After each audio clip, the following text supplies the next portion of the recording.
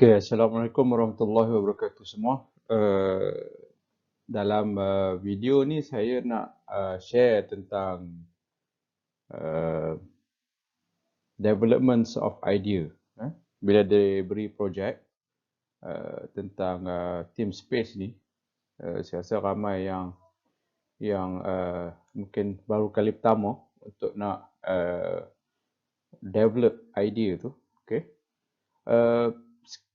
Development of idea ni dia adalah proses yang kita buat secara tidak formal lah. Maksudnya macam mana you lakarkan dia untuk menghasilkan hasil kerja yang diminta oleh para pensyarah lah.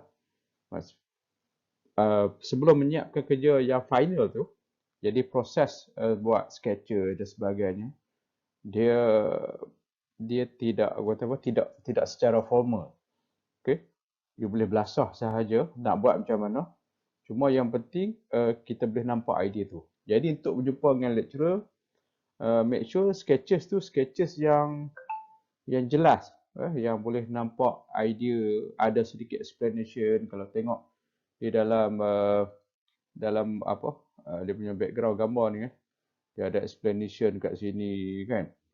So sketches tu kalau boleh, biarpun dia tidak cantik, tetapi dia jelas, dia nampak semua. So benda-benda yang macam tu yang saya rasa kena develop. Kenapa skill sketches, skill buat freehand drawing tu sangat penting. Sebab kita nak lakarkan kita punya idea. Alright.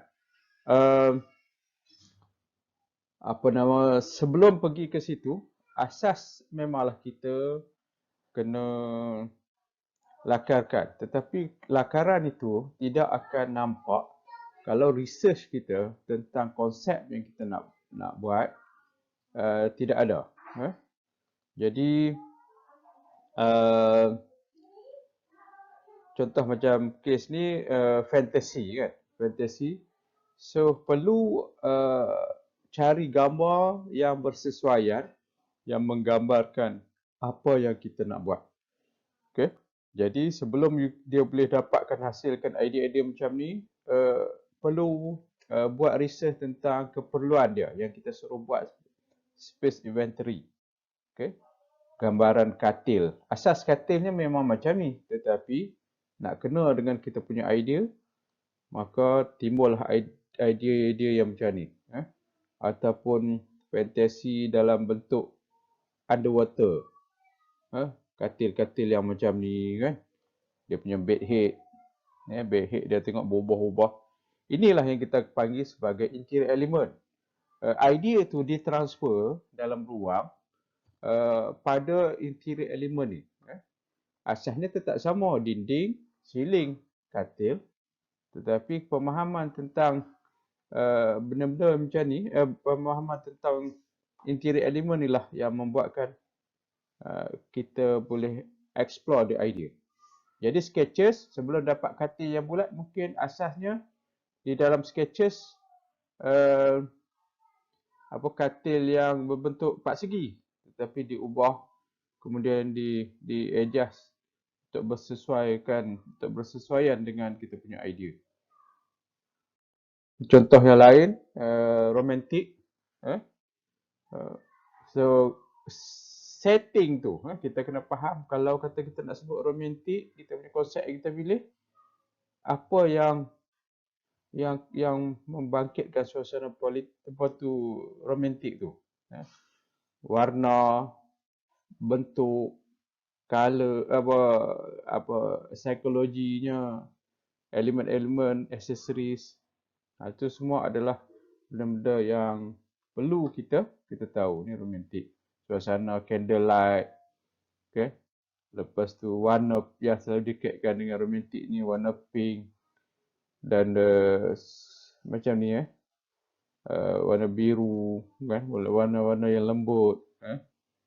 So macam you all buat design ni, nanti you nak kena create mungkinlah suasana yang dalam model tu kena ada main dengan lampu. Sebab tanpa lampu dia punya mood tu tidak akan timbul. Jadi kena tengok tu lah, kena jelas. Okay. Yang Timur Asia Grand Road. Walaupun kita kata tinggi, tetapi sebenarnya grandeur ni dia something yang uh, orang masuk, dia impress, kan? Dia grand, dia rasa macam wow, kan? So, kalau nak mudah untuk bagi faham dalam konteks you all yang semester 1 ni, adalah ambil kepada istana, ambil kepada apa suasana yang macam ni lah yang paling mudah sekali. Kalau you rasa image yang you pilih tu agak confused, macam Cik Afzal Nizam sebut hari tu, ada setengah-setengah dia punya tema ni dia gabungan antara tema grandeur dan fun contohnya kan. So kalau bagi tema-tema yang apa nama bercampur ni, cuba elakkan. Ambil yang dah jelas. Okay. Sebelum buat tadi dalam space, kumpulkan elemen-elemen kecil. Contoh, secara asas you dah tahu bahawa dia tempat gantung. Tetapi dalam konteks horror contohnya macam ni, macam mana nak dapatkan apa benda yang boleh ganti penyangkut baju tadi. So, kena develop lah. Dalam konteks tu mungkin taklah develop sangat. Sebenarnya you cari image ataupun accessories yang dah ada. Kita tak expect untuk you design semua benda kat dalam tu. Atau dia keluar bila kerja pun sebenarnya you tak buat semua tak design semua sekali. Sebenarnya adalah tugas designer ni sebenarnya macam mana you mencari dan you matchkan dengan apa yang you nak. Okay. So ni macam ni almari horror. Kita boleh faham juga setting macam contoh horror ni. Contoh macam Batman. Dia zaman gotik. Jadi apa yang you buat adalah you kena buat research tentang gotik. Okay? Macam mana karakter zaman gotik. Itu yang jadi kadang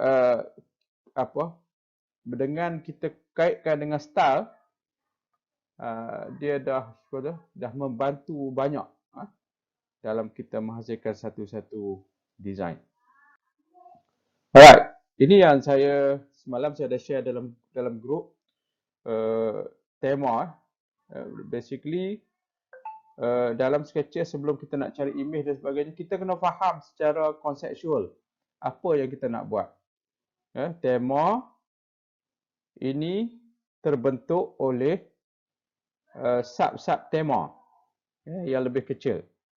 1, tema 2, 3, 4 sampailah berapa banyak pun yang membentuk kepada tema. Tetapi yang nak kita apply adalah yang sub-sub tema ni. Karakter 1, 2, 3, 4, 5 ni. Gambaran, images. Okay, pada ruang adalah pada karakter-karakter ni. Yang tadi gambar-gambar yang you cari tadi yang tentang interior element tu. Ini yang you kena cari. Secara automatik, kalau ini betul, secara automatiknya tema ni akan terbentuk dengan sendiri. Tapi of course, idea gambaran asal tu dia kena idea dahulu. Ni barulah you cari gambar. Dan pencarian gambar tu dia kata apa orang, dia bukan boleh buat sekali saja. Lepas you cari, you kumpul, lepas tu you kena buat screening, you pilih mana yang lebih sesuai. Ada gambar you suka disebabkan oleh form dia, tetapi tidak sesuai dengan tema.